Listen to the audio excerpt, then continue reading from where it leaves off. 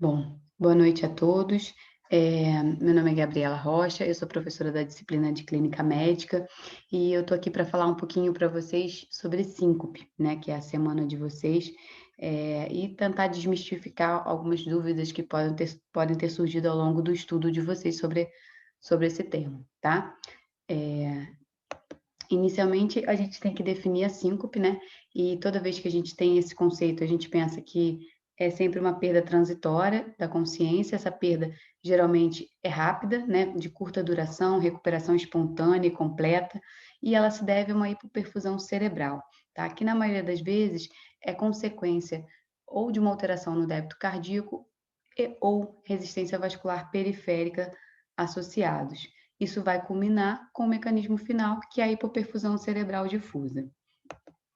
Dentro das possibilidades de síncope, a gente tem um arsenal enorme, mas a gente consegue pontuar, classificar elas basicamente em três grandes grupos, né? As síncopes reflexas, as síncopes cardíacas e as síncopes de origem de hipotensão ortostática, tá?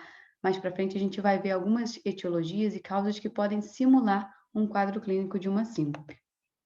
Então, dentro dessa classificação, as síncopes reflexas são aquelas que vão se diferenciar entre vasovagal, situacional, a síncope relacionada à hipersensibilidade do seio carotídeo e algumas outras formas atípicas, né? Quando a gente pensa nesse grupo de síncopes reflexas, a gente sempre acende uma lanterna para os pacientes mais jovens, principalmente a vasovagal, né? Que são aquelas síncopes mais relacionadas a estímulos externos, né? Então, estresse emocional, medo, ambientes muito abafados, fechados. Quem nunca teve uma história de alguém da turma ou que alguém que nunca passou por uma situação de estar numa aula de semiologia em pé naquele quarto lotado, escutando horas o professor falar e de repente alguém, pum, cair de repente ou alguém ajudar algum colega.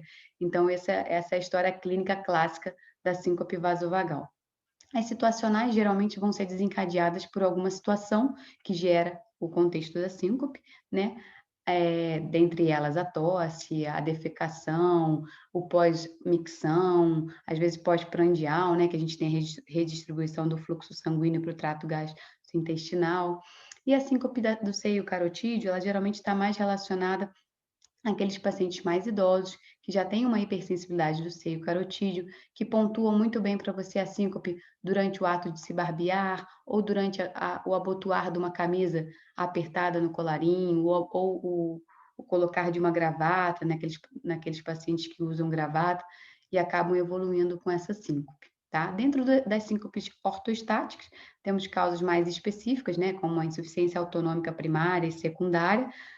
Tem que sempre lembrar do uso de medicação, uso de droga, então, assim, paciente hipertenso, diabético, idoso, né, com aquela polifarmácia. Então, a maioria das vezes essas síncopes estão relacionadas com os efeitos colaterais dessas medicações, principalmente diuréticos e beta-bloqueadores, né, os tiazídicos e beta-bloqueadores, e também situações diversas, como um quadro gastrointestinal, uma GEA, uma hemorragia, algo que possa, fazer com que o paciente perca a volemia e acaba evoluindo com a hipotensão postural, que seria um sinal inicial, né, de uma evolução para um choque tardiamente.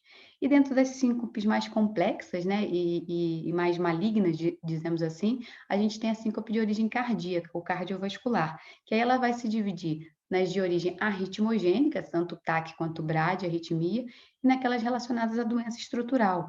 O paciente que tem estenose aórtica, que tem cardiomiopatias hipertrófica, né?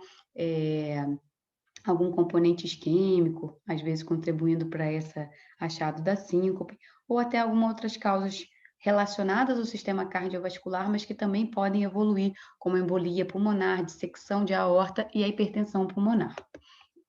Dentro das causas que simulam, a gente tem as possibilidades das neurológicas, metabólicas e psicogênicas. O que vai nos ajudar a diferenciar essas etiologias? Basicamente, uma boa história clínica, tá? E o exame físico também. Então, na história clínica, a gente consegue já rastrear os principais diagnósticos diferenciais, como esses que eu vou passar aqui para vocês, tá?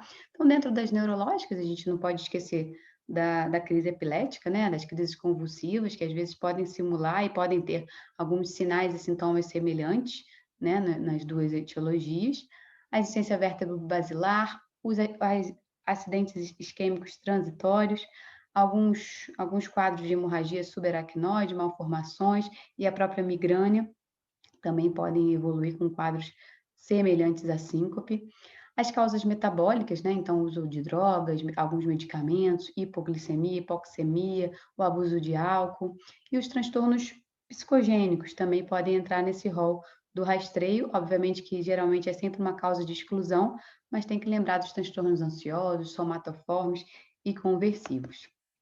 Dentro da abordagem inicial, e a gente, quando fala em síncope, né, a gente também fala dentro de um protocolo, quando a gente discutiu dor torácica lá anteriormente, a gente discutiu o protocolo de dor torácica e dentro das grandes emergências a gente também tem um protocolo direcionado para síncope, tá? E esse protocolo ajuda a gente a nos guiar qual é o paciente que a gente tem que ir a fundo, tem que estratificar, tem que investigar e internar esse paciente em unidade fechada, né, em unidade cardiointensiva ou CTI.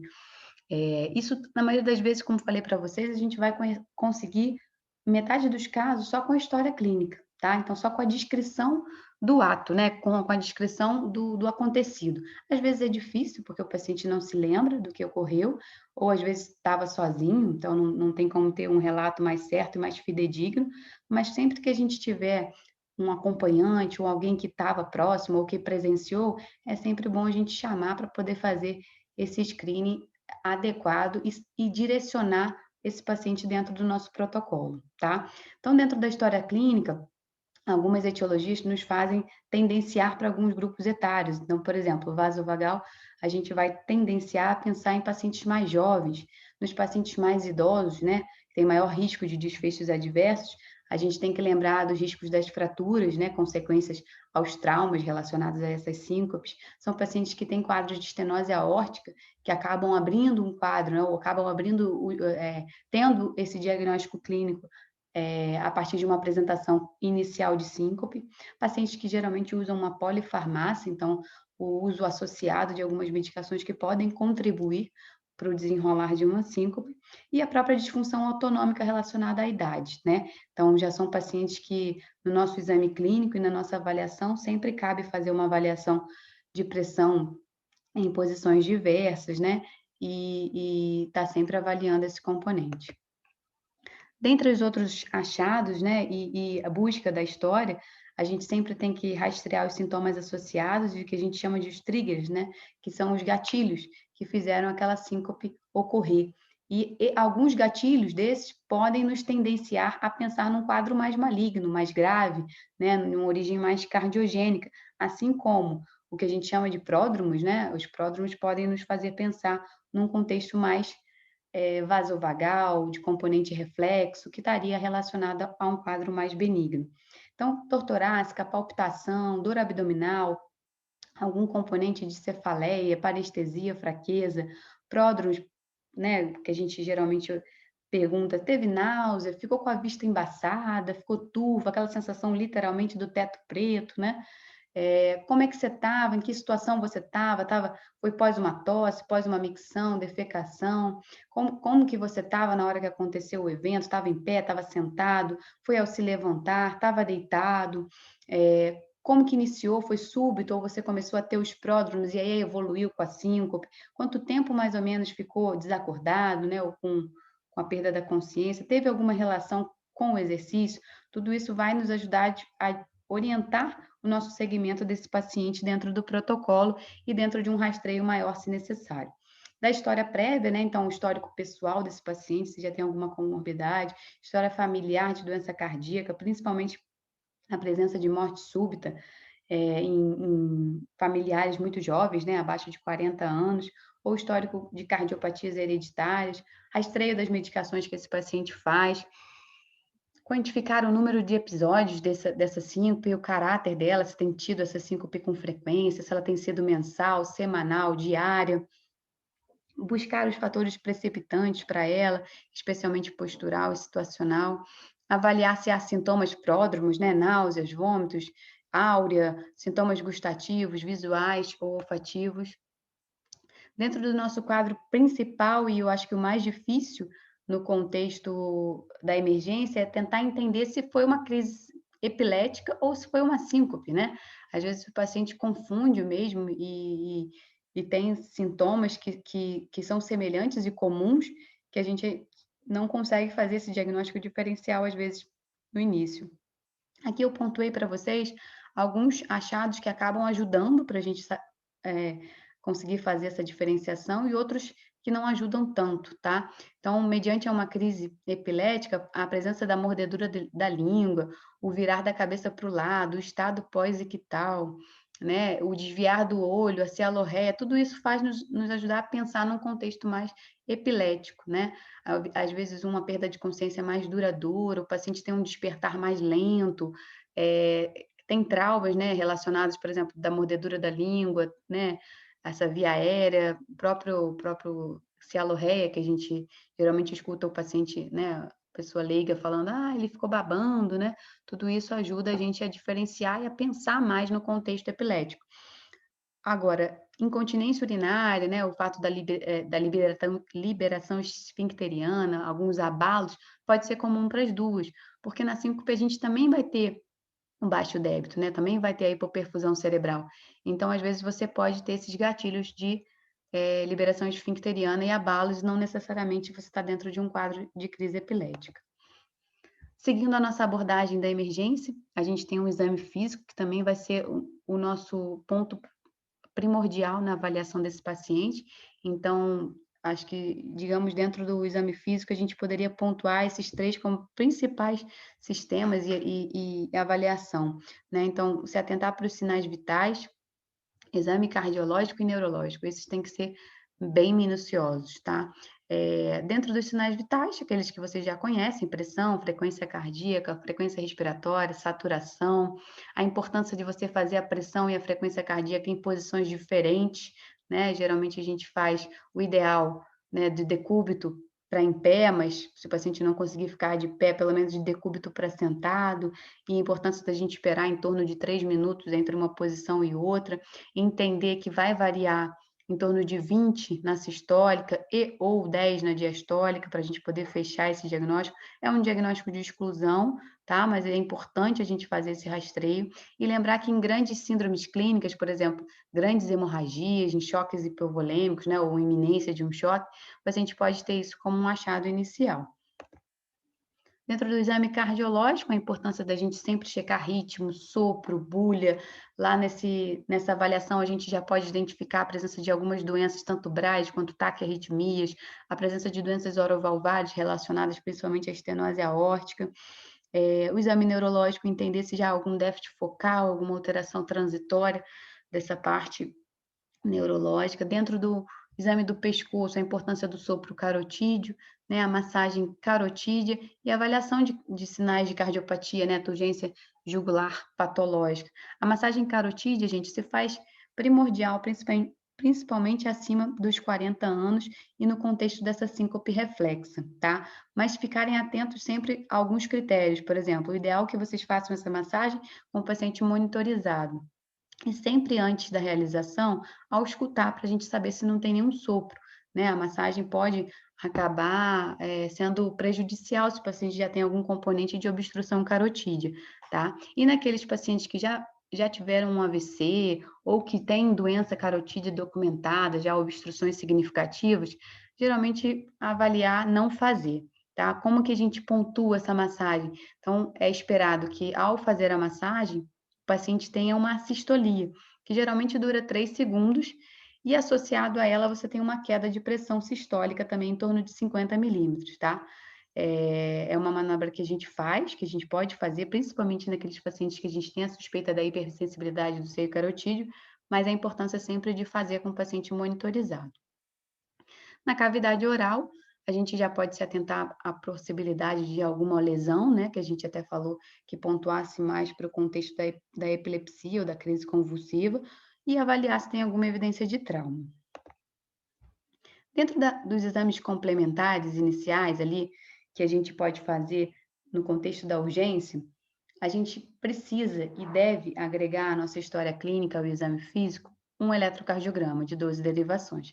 Ele vai ser o fator principal e pontual junto a esses dois, ao exame físico e à história, para nos ajudar a colocar esse paciente ou num grau de risco em que ele tem que internar e tem que ser estratificado, investigado melhor desse contexto da síncope, ou mais um achado que possa corroborar a nossa alta e avaliação disso ambulatorial, tá?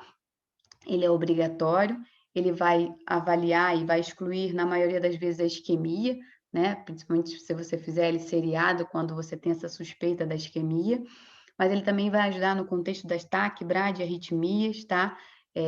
E também na presença e investigação de doenças estruturais, naqueles pacientes que já têm algum componente aí de sobrecargas e hipertrofias ventriculares, tá? Então, o eletro é fundamental. Dentro do contexto mais geral, a gente tem um laboratório, né, para a gente investigar outras causas e outras possibilidades, que entraria dentro do contexto metabólico, né? Então, se o paciente tem algum distúrbio ácido básico, se tem alguma infecção, alguma desidratação associada, distúrbio eletrolítico, né, a própria enzima cardíaca, dependendo do quadro clínico relacionado a essa síncope, né, dos pródromos, do sintoma relacionado. A neuroimagem, né, a imagem de crânio, geralmente a gente vai fazer naqueles pacientes que sofreram trauma relacionados, onde a suspeita neurológica dessa síncope é mais pontual e mais importante, tá? E o ecocardiograma, principalmente nas síncopes de origem cardíaca, né? A gente quer avaliar e quer pesquisar a presença de doença estrutural, além de outros achados que podem também evoluir com síncope, como o TEP, né? Um TEP maciço ou um TEP mais importante, e a hipertensão arterial pulmonar. Eu diria que, então, se a gente pudesse falar dos primordiais e essenciais, uma boa história e um bom exame físico atrelado a um eletrocardiograma, a gente já consegue direcionar 70% a 80% do nosso diagnóstico. E o restante vai vir ao longo da investigação desse paciente. Se for necessário internação, a gente vai seguir com outros exames mais à frente. Dentro das condições que ameaçam a vida, a gente tem que lembrar dessas principais, né? Então, a síncope cardiogênica é o alto risco de morte súbita, o tromboembolismo pulmonar, tá? Que geralmente não é muito comum ser em quadros clínicos tão instáveis e gerarem uma síncope importante, e as hemorragias, tá? Principalmente subaracnoide, aneurisma de aorta roto, hemorragias gastrointestinais, trauma, gravidez ectópicas e rupturas esplênicas. São quadros clínicos que podem se apresentar com contexto de síncope e geralmente precisam de uma resolução imediata. Então, dentro dos achados e critérios de alto risco, depois de uma boa história, exame físico e um eletrocardiograma, eu consigo já pontuar algumas coisas que me fazem pensar em internar esse meu paciente, que me fazem pensar que esse paciente é um paciente de alto risco e que eu tenho que avaliar e investigar a principal etiologia dessa síncope, tá? Então, dentro da história clínica, a presença da dor torácica, da dispneia, dor abdominal e cefaleia súbita, essa síncope durante o esforço, uma síncope em pé, a ausência de pródromos, a história familiar de morte súbita, principalmente em jovens, a síncope sentada, a história cardíaca de doença estrutural ou de doença coronariana isquêmica, tudo isso me faz pensar que esse paciente é um paciente de alto risco. Dentro do exame físico, a presença de uma hipotensão, bradicardia muito persistente, geralmente abaixo de 40, sopro cardiogênico, sangramento gastrointestinal, tudo isso são achados de alto risco. E dentro do eletrocardiograma, principalmente as alterações isquêmicas, né, são aquelas que vão pontuar para um contexto de síndrome coronariana aguda, os bloqueios atrioventriculares, as bradicardias sinusais mais importantes, né, ou com pausas associadas, bloqueios sinoatriais, distúrbios de condução intraventriculares, sinais de hipertrofia ventricular ou cardiopatia nesse eletro, arritmias ventriculares significativas, bigeminismo, trigeminismo, e assim por diante, disfunções de dispositivos cardíacos implantáveis, prolongamentos ou encurtamentos de intervalo QT, padrões de Brugada, de pré-excitação, como Wolff-Parkinson, as fibrilações ou arritmias supraventriculares paroxísticas e também alguns distúrbios relacionados a uma doença específica que a gente chama de displasia ritmogênica de VD, que é uma doença de etiologia genética que pode estar relacionada à morte súbita também, tá? Então, esses são os principais achados que vão nos pontuar para pensar em internar esse paciente e fazer uma investigação mais minuciosa, tá? E dentro desses achados, a gente já consegue fazer algumas estratificações para a gente poder posicionar esse paciente dentro do protocolo e entender se esse paciente tem indicação de internar ou não, tá? Então, é basicamente repetindo do que eu falei para vocês, com história, exame físico e eletro. Se eu tenho um diagnóstico estabelecido, eu vou internar esse paciente, principalmente se ele tem uma doença com risco de morte ou uma etiologia cardíaca, tá? E aí eu vou colher exames gerais, vou fazer uma monitorização cardíaca, vou fazer um eco transtorácico e alguns outros exames que vão ser necessários a despeito da minha possibilidade, da minha possível etiologia. Se eu não tenho um diagnóstico estabelecido, mesmo com a minha história, exame físico e eletro, eu vou considerar a internação, principalmente se esse paciente tem histórico de uma insuficiência cardíaca, se tem doença estrutural cardíaca, se tem história de doença coronariana, histórico de arritmia, se eu tenho ou estou de frente a um eletro anormal, se essa síncope foi durante o exercício físico, ou se o hematócrito dele está abaixo de 30%. E aí ele vai entrar no mesmo quadrinho de rastreio de exames complementares que eu falei anteriormente. Para quem que eu vou dar alta? Quem são aqueles pacientes que têm baixo risco? Em que eu posso fazer uma estratificação ambulatorial, um acompanhamento, uma observação. Naqueles onde o exame físico vai ser normal, eletro vai seguir o mesmo padrão de normalidade e ele não vai ter nenhum critério de alto risco pelaquela estratificação que a gente viu anteriormente, certo? E aí eu tenho mais alguns exames que eu posso pontuar aqui para vocês dentro das principais etiologias cardíacas, né, e as síncopes que a gente geralmente enquadra como síncopes mais graves, né, e de evolução mais complexa, com risco de morte, a gente tem alguns exames que ao longo da internação a gente pode fazer uso. Dentro deles, obviamente, tem um que a gente faz no contexto da síncope reflexa, né, que seria o tilt test, mas esses primeiros aqui são mais para a gente fazer o rastreio de possíveis arritmias, né, o BRAD, o taquiarritmias relacionadas a essa síncope, né? Obviamente que tem todo o contexto também da investigação da doença estrutural, que vai ficar a cargo do ecocardiograma, que vai ser um exame geral para a gente entender se tem algum tipo de cardiomiopatia hipertrófica, alguma estenose aórtica de grau mais avançado, que possa repercutir e gerar uma síncope, alguma displasia ritmogênica de VD. E o que foge do contexto do ecocardiograma, a gente pode complementar, às vezes, com uma ressonância cardíaca, tá? Então, mas o principal exame que nos ajuda nesse contexto de doença estrutural é um simples ecocardiograma, tá? Transtorácico mesmo. E aí, a gente, passado desse ecocardiograma, a gente tem alguns protocolos e algumas literaturas que pontuam a realização do Doppler da carótida e vertebral, tá? Lembrando que esse Doppler de carótida e vertebral seria mais para o rastreio, né, de doenças obstrutivas carotídeas significativas, né, que possam gerar algum componente de, não de perda da consciência, mas de lipotímia, de vertigem, de uma pré-síncope relacionada, tá?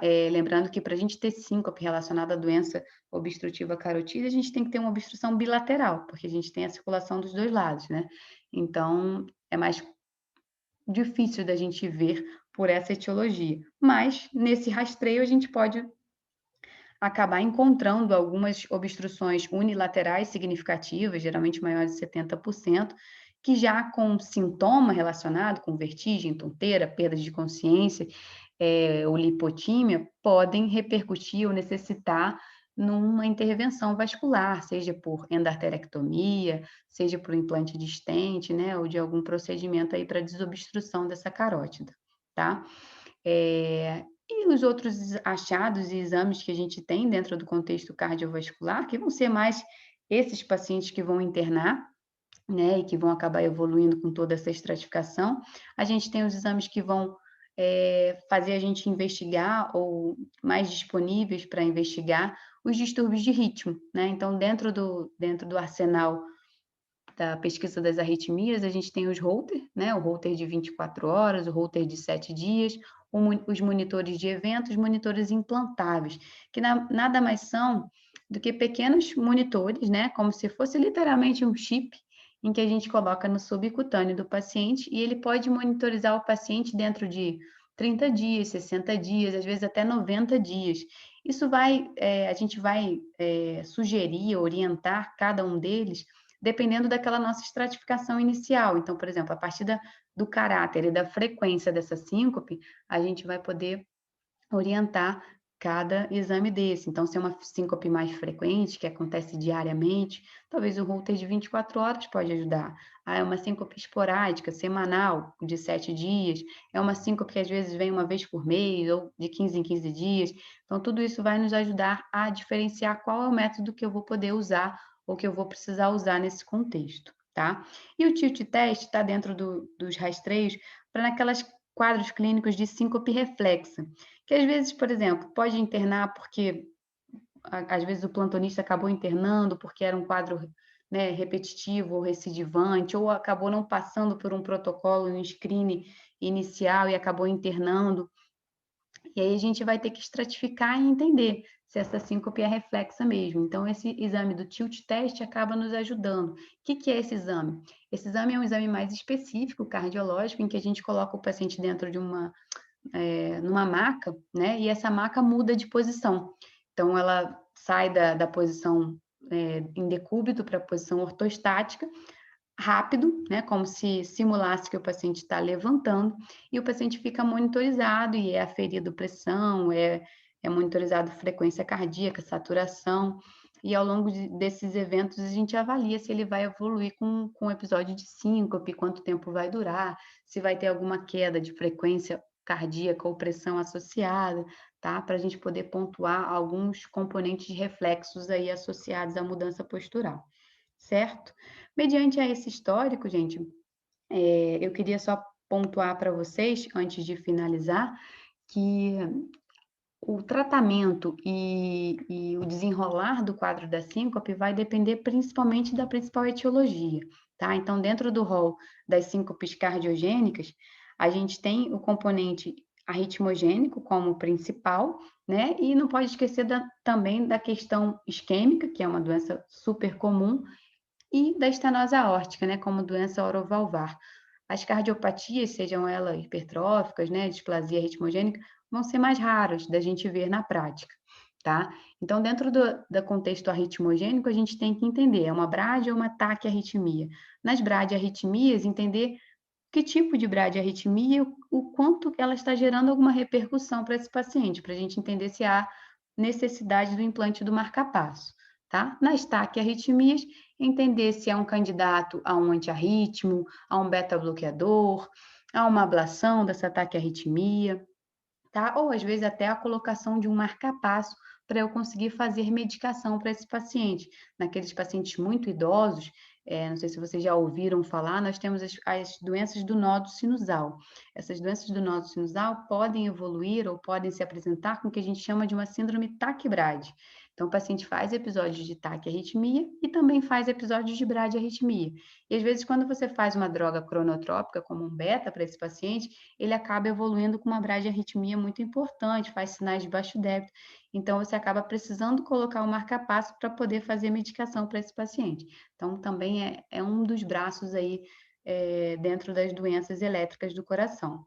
Do contexto isquêmico, né, as síndromes coronarianas agudas, que foi um pouco do que a gente viu lá no início da dor torácica, né, então identificar um quadro clínico de síndrome coronariana aguda, avaliar a probabilidade de ser uma síndrome coronariana aguda, e quando a gente tem lesões de grandes vasos, né, de vasos mais importantes, ou lesões proximais associadas, né, então de descendente anterior, lesões de tronco, né, as lesões de tronco, na maioria das vezes, dependendo do contexto, o paciente acaba evoluindo até com morte súbita, mas lesões de descendente anterior, né, podem apresentar um quadro de síncope associada, assim como aqueles infartos de coronária direita, né, de parede inferior, que acabam lesando ali a artéria do nódo sinusal, que podem se apresentar com componente de bradiarritmia associada, bloqueios atrioventriculares e tudo mais, tá? E da estenose aórtica, lembrar da tríade, né?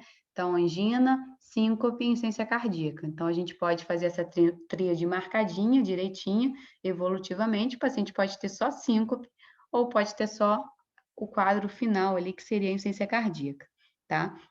Acho que esse grupo, né, das cardiogênicas vão ser a que vocês vão mais ver na prática da urgência, né? E o que fugir um pouco disso, vocês têm que lembrar do componente reflexo, que vai estar mais relacionado ao paciente mais jovem e vai ter todo um pródromo, toda uma situação relacionada a isso, tá? Mas o que fica importante para vocês pontuarem dessa aula é entender quem é o paciente que eu tenho que ter mais cuidado, quem é o paciente que vale a pena eu internar para fazer uma estratificação internado. E aí vocês vão lembrar daqueles critérios de alto risco, que eu consigo pontuar e que eu consigo pegar esses critérios somente com uma boa história, um bom exame físico e um eletro de 12 derivações. Se eu tiver esses três, eu já consigo basicamente a maior parte da estratificação desse meu doente. Bom, gente, era isso que eu queria passar para vocês. Obrigada pela atenção. Deixo aqui para vocês o meu e-mail para alguma dúvida, tá? Uma boa noite a todos.